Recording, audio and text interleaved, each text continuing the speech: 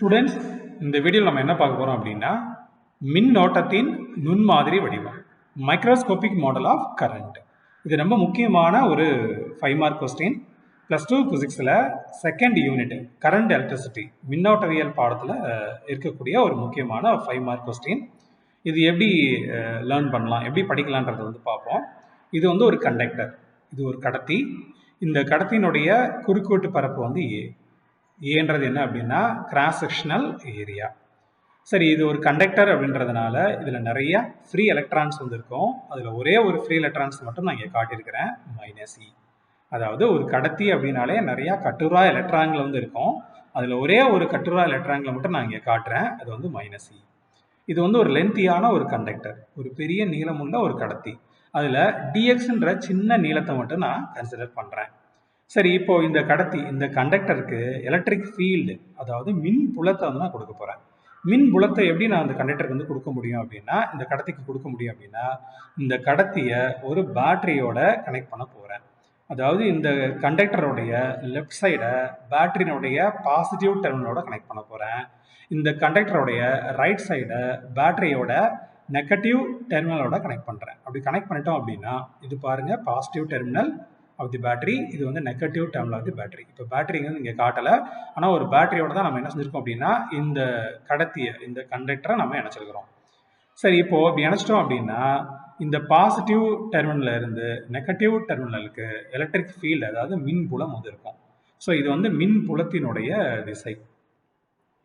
சரி, மின் புலம் நம்ம கொடுத்துட்டோம் அப்படின்னா இதில் இருக்கக்கூடிய கட்டுரா எலக்ட்ரான்கள் இருக்கு இல்லைங்களா? கட்டுரா எலக்ட்ரான்கள் அப்படின்னா ஃப்ரீ எலக்ட்ரான்ஸ். இந்த ஃப்ரீ எலக்ட்ரான்ஸ் எல்லாமே ரைட் சைடில் என்ன செய்யும் அப்படின்னா ட்ரிஃப்ட் ஆகும்.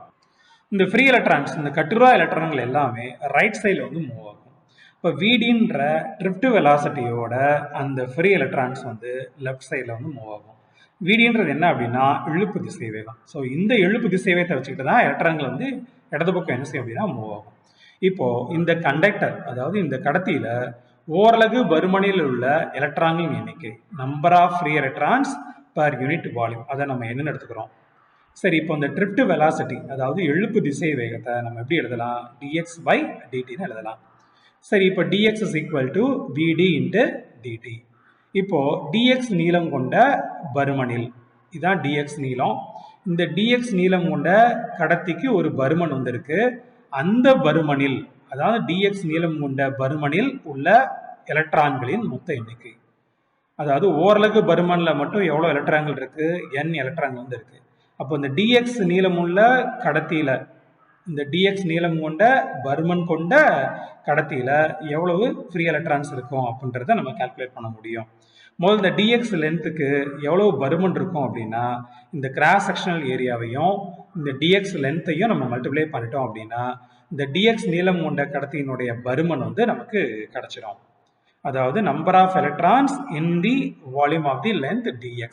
இந்த dx லென்த் உள்ள கண்டக்டருடைய வால்யூம் வேணும் அப்படின்னா இந்த கிராஸ் செக்ஷனல் ஏரியாவையும் இந்த dxஐயும் நம்ம மல்டிப்ளை பண்ணிட்டோம் அப்படின்னா இந்த கண்டக்டருடைய வால்யூம் நமக்கு கிடைச்சிடும். இப்போ a into dx தான் இந்த dx லென்த் இருக்கக்கூடிய கண்டக்டருடைய வால்யூம். இப்போ இந்த வால்யூம்ல எவ்வளவு நம்பர் ஆஃப் ஃப்ரீ எலக்ட்ரான்ஸ் இருக்கும்? அதாவது number of electrons in the volume of length dx. அது எப்படி நம்ம கால்குலேட் பண்ணலாம்?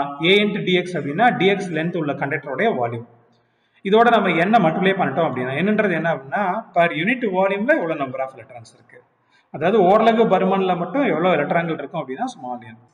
ஸோ இதை நம்ம கேபிட்டல் n நம்ம எடுத்துப்போம். அப்போ இந்த dx லென்த் இருக்கக்கூடிய ஒரு கண்டக்டர்ல மட்டும் எவ்வளவு எலக்ட்ரான்கள் இருக்கும், எவ்வளவு ஃப்ரீ எலக்ட்ரான்கள் இருக்கும் அப்படின்னா, ஃப்ரீ எலக்ட்ரான்ஸ் இருக்கும் அப்படின்னா கேபிட்டல் n எலக்ட்ரான்ஸ் என்ன செய்யும் இருக்கும். சரி, இப்போ இந்த a into dx, இந்த dxக்கு பதிலாக நம்ம vd into dtன்னு சொல்லி சப்ஸ்டியூட் பண்ணலாம். ஓகே, நெக்ஸ்ட் என்ன அப்படின்னா டோட்டல் சார்ஜ், மொத்த மின்னூட்டம் எனக்கு வேணும் அப்படின்னா மொத்த மின்னூட்டத்தை நான் dqன்னு எடுத்துக்கிறேன். அப்போ dq வேணும் அப்படின்னா இந்த கேபிட்டல் என்னோட ஒரு ஈயை மல்டிப்ளை பண்ணிடுங்க. அப்போ மல்டிப்ளை பண்ணிட்டோம் அப்படின்னா n into avd into dt into இன்னு சொல்லி கிடச்சிடும். நமக்கு இப்போ கரண்ட் வேணும், அதாவது மின்னோட்டம் வேணும். மின்னோட்டம் வேணும் அப்படின்னா I is equal to dq/dt.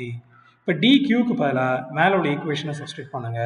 இப்போ dt கேன்சல் ஆயிரும். அப்போ I is equal to n a e vdன்னு கிடைச்சிடும். vdனா நமக்கு தெரியும் ட்ரிஃப்ட் வெலாசிட்டி, அதாவது இழுப்பு திசை வேகம். ஈனா என்ன, ஒரே ஒரு சிங்கிள் எலக்ட்ரானுடைய சார்ஜ், ஒரே ஒரு கட்டுரா எலக்ட்ரானுடைய மின்னூட்டம். ஏன்றது இந்த கண்டக்டர், அதாவது கடத்தியினுடைய குறுக்கு வெட்டு பரப்பு, கிராஸ் செக்ஷனல் ஏரியா. இந்த ஸ்மால் n அப்படின்றது என்ன, number of electrons per unit volume, அதாவது ஓரலகு பருமனில் உள்ள எலக்ட்ரான்களின் எண்ணிக்கை. சரி, நெக்ஸ்ட் நம்ம என்ன கால்குலேட் பண்ணோம் அப்படின்னா மின்னோட்ட அடர்த்தி, அதாவது கரண்ட் டென்சிட்டிக்கு என்ன formula, J is equal to I by A. இப்போ இந்த J is equal to ஐக்கு பதிலாக இந்த ஈக்குவேஷனை சப்ஸ்டிட் பண்ணால் AA கேன்சல் ஆயிரும். அப்போ J is equal to NEVDன்னு நமக்கு கிடைக்கும். ஓகே, அப்போ J வெக்டர் நீங்கள் போட்டீங்க அப்படின்னா NEVD வெக்டர்னு போகணும். ஏன்னா VDன்றது என்னது அப்படின்னா ட்ரிஃப்ட் வெலாசிட்டி, Jன்றது என்ன, கரண்ட் டென்சிட்டி, அதுவும் வெக்டார் குவான்டிட்டி தான். சரி, இப்போ ட்ரிஃப்ட் வெலாசிட்டிக்கு ஒரு ஃபார்முலா இருக்கு. Drift velocity VD is equal to minus E capital E vector divided by M into tau. So இந்த எக்ஸ்பிரஷன் வந்து ஆல்ரெடி நம்ம பார்த்துருக்குறோம். VDன்ற ட்ரிஃப்ட் வெலாசிட்டிக்கான ஃபார்முலா நமக்கு தெரியும். ஈனா எலக்ட்ரிக் ஃபீல்டு, இந்த ஸ்மால் இ அப்படின்றது ஒரு ஃப்ரீ எலக்ட்ரானுடைய சார்ஜு, ஒரு கட்டுரா எலக்ட்ரானுடைய மின்னூட்டம், எம்ன்றது எலக்ட்ரானுடைய நிறை, டவுன்றது காலம்.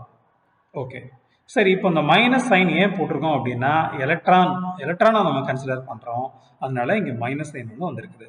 ஓகே, இப்போ J vector is equal to minus n e square tau divided by m into e vector.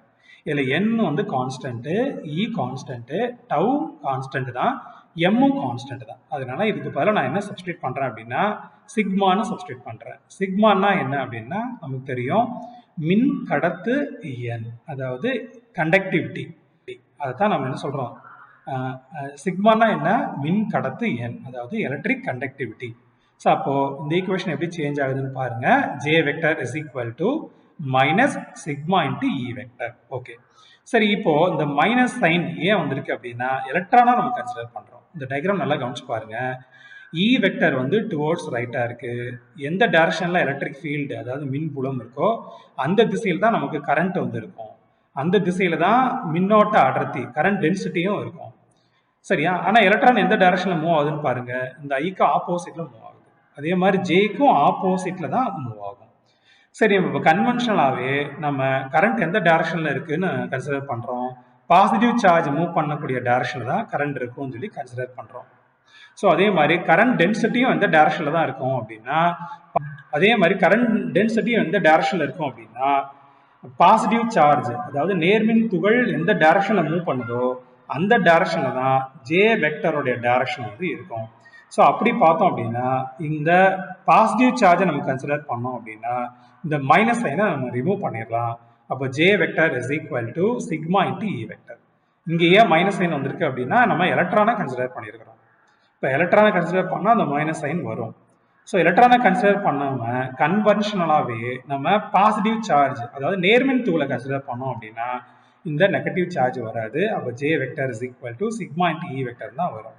So இது ரொம்ப ஈஸியான ஒரு 5 மார்க் கொஸ்டின். இந்த டெரிவேஷன் கரெக்டாக நீங்கள் ஃபாலோ பண்ணிட்டீங்க அப்படின்னா 5 அவுட் ஆஃப் 5 இந்த கொஸ்டினை உங்களால் வாங்க முடியும். ஸ்டூடெண்ட்ஸ், ஏதாவது டவுட் இருந்தது அப்படின்னா கமெண்ட் பாக்ஸில் மென்ஷன் பண்ணுங்கள்.